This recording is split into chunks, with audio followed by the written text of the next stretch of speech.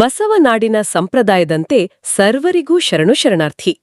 ಇವತ್ತು ನಾವು ವಿಶ್ವಗುರು ಬಸವಣ್ಣನವರ ಒಂದು ತುಂಬಾ ಚಿಕ್ಕ ಆದ್ರೆ ಬಹಳ ಆಳವಾದ ವಚನದ ಬಗ್ಗೆ ಚರ್ಚೆ ಮಾಡೋಣ. ನಮ್ಮ ಈ ಪ್ರಯತ್ನ ನಿಮ್ಗಿಷ್ಟ ಆದ್ರೆ ನಮ್ಮ ಬಯಲು ಬಯಲನೆ ಬಿತ್ತಿ ಯೂಟ್ಯೂಬ್ ಚಾನೆಲ್ ಅನ್ನು ಸಬ್ಸ್ಕ್ರೈಬ್ ಮಾಡಿ ನಮ್ಮನ್ನು ಬೆಂಬಲಿಸಿ ಅಂತ ವಿನಂತಿಸ್ಕೊಳ್ತೀನಿ. ಮೊದಲು ಆ ವಚನವನ್ನು ಒಮ್ಮೆ ಪೂರ್ತಿಯಾಗಿ ಕೇಳೋಣ. ಎತ್ತು ತೊತ್ತಾಗಿ ಭೃತ್ಯನಾಗಿ ಎನ್ನಿಪ್ಪೆನಯ್ಯ, ನಿಮ್ಮವರ ಮನೆಯಲ್ಲೂ ಕೂಡ ಕೂಡಲಸಂಗಮ ದೇವ, ಲಿಂಗಜಂಗಮದ ಲಿಂಗಿಯಾಗಿ. ನೋಡಿ, ಇದು ಬರೀ ಒಂದು ಭಕ್ತಿಯ ಮಾತುಗಳಲ್ಲ, ಖಂಡಿತ ಅಲ್ಲ. ಇದೊಂದು ಆ ಕಾಲದ ಅಂದ್ರೆ 12ನೇ ಶತಮಾನದ ಇಡೀ ವ್ಯವಸ್ಥೆಯನ್ನೇ ಪ್ರಶ್ನಿಸಿದ ಒಂದು ಸಿಡಿಗುಂಡು ಅಂತ ಹೇಳಬಹುದು. ಹೌದಾ? ಹೌದು. ಇದರಲ್ಲಿರೋ ವಿನಯ ಇದೆಯಲ್ಲ, ಅದು ಅಂದಿನ ಜಾತಿ ಪದ್ಧತಿ ಮತ್ತು ಪುರೋಹಿತಶಾಹಿಗೆ ನೇರ ಸವಾಲಾಗಿತ್ತು. ಸರಿ ಸರಿ. ಹಾಗಾದ್ರೆ ಬನ್ನಿ ಇದರ ಒಂದೊಂದು ಪದವನ್ನು ಸ್ವಲ್ಪ ಬಿಡಿಸಿ ನೋಡೋಣ. ಎತ್ತು ತೊತ್ತಾಗಿ ಭೃತ್ಯನಾಗಿ ಅಂದ್ರೆ ಒಂದು ದನವಾಗಿ, ದಾಸನಾಗಿ, ಸೇವಕನಾಗಿ ಇರ್ತೀನಿ ಅಂತಿದ್ದಾರೆ. ಇದು ಮೇಲ್ನೋಟಕ್ಕೆ ಕೇವಲ ವಿನಯದ ಪರಾಕಾಷ್ಠೆ ಅಂತ ಅನ್ಸುತ್ತೆ ಅಲ್ವಾ? ಹೌದು ಹೌದು, ಖಂಡಿತ. ಅದು ಮೇಲ್ಪದರ ಅಷ್ಟೇ. ಆದ್ರೆ ಅದರ ಹಿಂದೆ ಆ 12ನೇ ಶತಮಾನದ ಸಮಾಜ ಹೇಗಿತ್ತು ಅಂತ ನಾವು ನೆನಪಿಸ್ಕೋಬೇಕು. ಅಲ್ಲಿ ಪ್ರತಿಯೊಂದಕ್ಕೂ ಒಂದು ಶ್ರೇಣಿ ಇತ್ತು. ಜಾತಿ ವ್ಯವಸ್ಥೆ ಅಂತೂ ತುಂಬಾನೇ ಗಟ್ಟಿ. ಕೆಲವು ಕೆಲಸಗಳು ಮೇಲು, ಕೆಲವು ಕೀಳು ಅಂತ ವಿಂಗಡಣೆ ಆಗಿತ್ತು. ನಿಜ.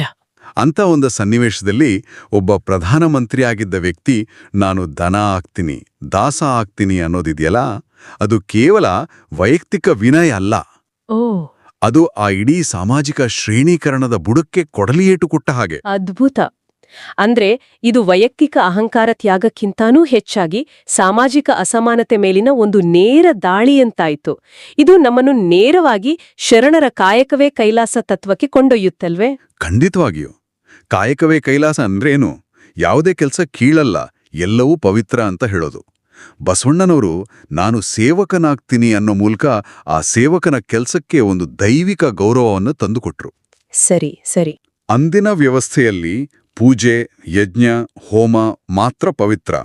ಮಿಕ್ಕಿದ್ದೆಲ್ಲ ಅಂದ್ರೆ ದೈಹಿಕ ಶ್ರಮದ ಕೆಲಸಗಳೆಲ್ಲ ಕೀಳು ಅನ್ನೋ ನಂಬಿಕೆಯನ್ನ ಇದು ಸಂಪೂರ್ಣವಾಗಿ ಮುರಿತು. ಹೌದು. ಇನ್ನು ಮುಂದಿನ ಸಾಲುಗಳು ಅವು ಇನ್ನೂ ಹೆಚ್ಚು ಕ್ರಾಂತಿಕಾರಿಯಾಗಿವೆ ಅನಿಸ್ತ. ನಿಮ್ಮವರ ಮನೆಯಲು ಮತ್ತು ಲಿಂಗಜಂಗಮದ ಲಿಂಗಿಯಾಗಿ. ಇಲ್ಲಿ ನಿಮ್ಮವರು ಅಂದ್ರೆ ಯಾರು? ಇಲ್ಲಿದಾನೆ ಇಡೀ ವಚನದ ಅಸಲಿ ತಿರುಳಿರೋದು. ನಿಮ್ಮವರು ಅಂದ್ರೆ ದೇವರ ಭಕ್ತರು, ಅಂದ್ರೆ ಶರಣ ಸಮೂಹ. ಇಲ್ಲಿ ಗಮನಿಸಿ, ನಿನ್ನ ದೇವಸ್ಥಾನದಲ್ಲಿ ಅಂತ ಅವರು ಹೇಳ್ತಿಲ್ಲ, ನಿನ್ನ ಭಕ್ತರ ಮನೆಯಲ್ಲಿ ಅಂತಿದ್ದಾರೆ.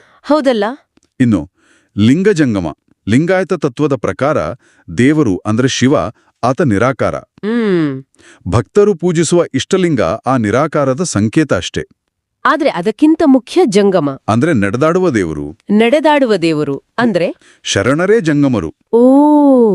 ಅಂದ್ರೆ ದೇವರನ್ನು ದೇವಸ್ಥಾನದ ಗರ್ಭಗುಡಿಯಿಂದ, ಆ ಅರ್ಚಕರ ಹಿಡಿತದಿಂದ ಬಿಡಿಸಿ ಸಾಮಾನ್ಯ ಭಕ್ತರ ಸ್ವರೂಪದಲ್ಲಿ ನೋಡೋದು. ನಿಖರವಾಗಿ ಅದೇ.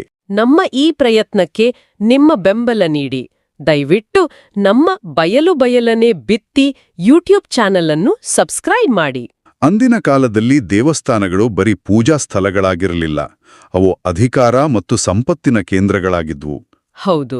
ಶರಣಲ ಸೇವೆ ಮಾಡುವುದೇ ದೇವರ ಸೇವೆ ಅಂತ ಹೇಳಿ ಬಸವಣ್ಣನವರು ಆ ಸ್ಥಾವರ ಕೇಂದ್ರಗಳನ್ನ ಬೈಪಾಸ್ ಮಾಡಬಿಟ್ರು. ಅಂದ್ರೆ ಜನರೇ ಕೇಂದ್ರವಾಗಿರುವ ಒಂದು ಹೊಸ ಸಮುದಾಯವನ್ನ ಕಟ್ಟೋಕೆ ಹೊರಟಿದ್ರು. ಹೌದು. ಲಿಂಗ ಅಂದ್ರೆ ಸೇವಕ, ದಾಸ. ಶರಣರ ದಾಸನಾಗುವುದಂದ್ರೆ ಅಕ್ಷರಶಃ ಜನಸೇವೆಯೇ ಜನಾರ್ದನ ಸೇವೆ ಅನ್ನೋ ತತ್ವವನ್ನ ಅವರು ಕ್ರಿಯಾರೂಪಕ್ಕೆ ಇಳಿಸಿದ್ರು. ಹಾಗಾದ್ರೆ ಒಟ್ಟಾರೆಯಾಗಿ ಈ 3 ಸಾಲಿನ ಅರ್ಥ ಏನು? ಇದು ಬರೀ ಒಂದು ವಿನಯದ ಪಾಠವಲ್ಲ, ಇದು ಜಾತಿ, ವರ್ಗ, ಅಹಂಕಾರ ಎಲ್ಲವನ್ನೂ ಮೀರಿ ಒಂದು ಸಮಾನತೆ ಮತ್ತು ಸೇವೆ ಆಧಾರಿತ ಸಮಾಜವನ್ನ ಕಟ್ಟುವ ಶ್ರೇಷ್ಠ ನೀಲನಕ್ಷೆ ಅಂತ ಹೇಳಬಹುದಾ? ಖಂಡಿತ. ಮತ್ತು ಇದು ನಮ್ಮನ್ನ ಇವತ್ತು ಒಂದು ಮುಖ್ಯವಾದ ಪ್ರಶ್ನೆಯನ್ನ ಕೇಳುವಂತೆ ಮಾಡುತ್ತೆ. ಏನು ಆ ಪ್ರಶ್ನೆ? 12ನೇ ಶತಮಾನದ ಈ ಸೇವೆ ಮತ್ತು ಸಮಾನತೆಯ ಆದರ್ಶಗಳು ಇಂದಿನ ನಮ್ಮ ಸ್ಥಾನಮಾನ ಕೇಂದ್ರಿತ ಸಮಾಜಕ್ಕೆ ಯಾವ ಸವಾಲನ್ನು ಒಡ್ಡಬಹುದು? ನಾವು ಸೇವೆಯನ್ನ ಕೀಳಾಗಿ ಮತ್ತು ಅಧಿಕಾರವನ್ನ ಮೇಲಾಗಿ ನೋಡುವ ಈ ಕಾಲದಲ್ಲಿ ಬಸವಣ್ಣನವರ ಈ ಮಾತುಗಳು ನಮಗೆ ಇನ್ನೂ ಹೆಚ್ಚು ಪ್ರಸ್ತುತವಾಗಿವೆ ಅಲ್ವಾ?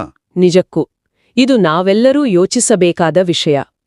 ಈ ಕಾರ್ಯಕ್ರಮಕ್ಕೆ ಮಾರ್ಗದರ್ಶನ ನೀಡುತ್ತಿರುವ ಕಾಯಕ ಫೌಂಡೇಶನ್ ಹಿರೇಬಾಗೇವಾಡಿ ಸಂಸ್ಥೆಗೆ ನಮ್ಮ ಹೃತ್ಪೂರ್ವಕ ಧನ್ಯವಾದಗಳು.